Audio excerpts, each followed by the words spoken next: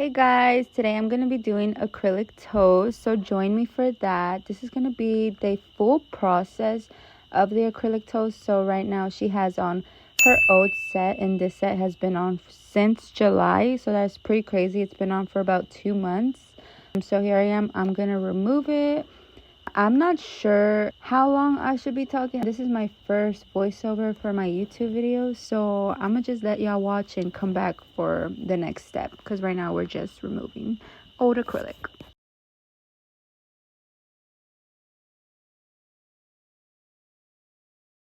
Now that I am done with the removal, I am gonna go in with my mandrel bit, and I'm using a medium grit, and I'm just gonna go over that nail plate and just make sure I get all the shine off of the nail. I'm gonna go in on the edges, but make sure you don't nick their skin.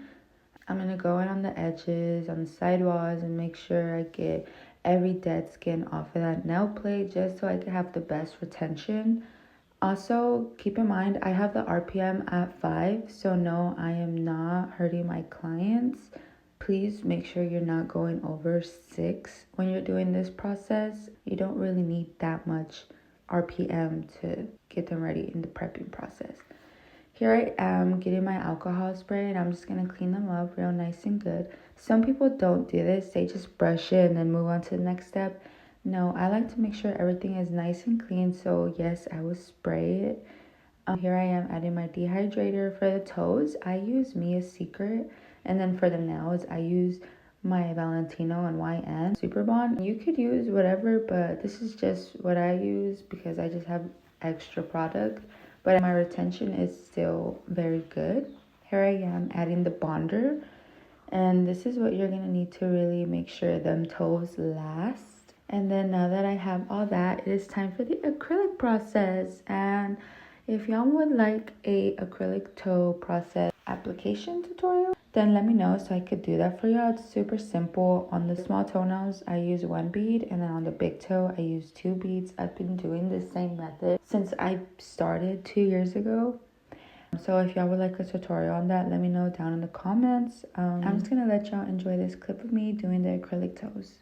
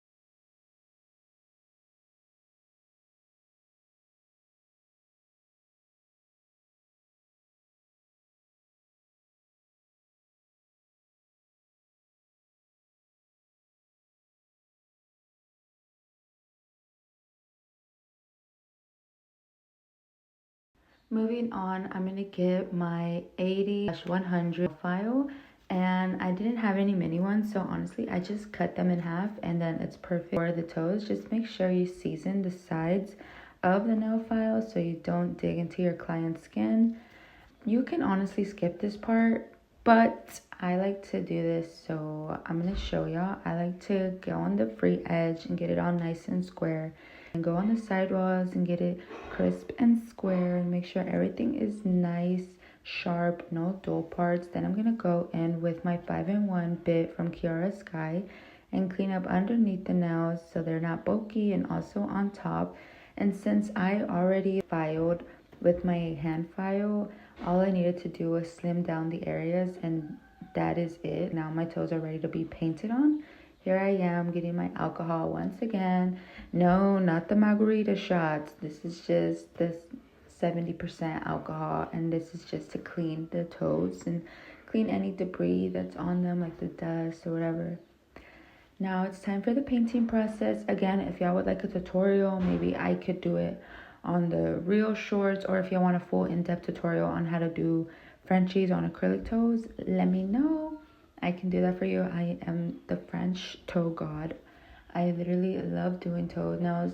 Well, love doing these toenail transformations, and I used to not like it at first because I have this thing with feet. I don't really like touching feet, but I will accept that if I'm getting paid. Shit.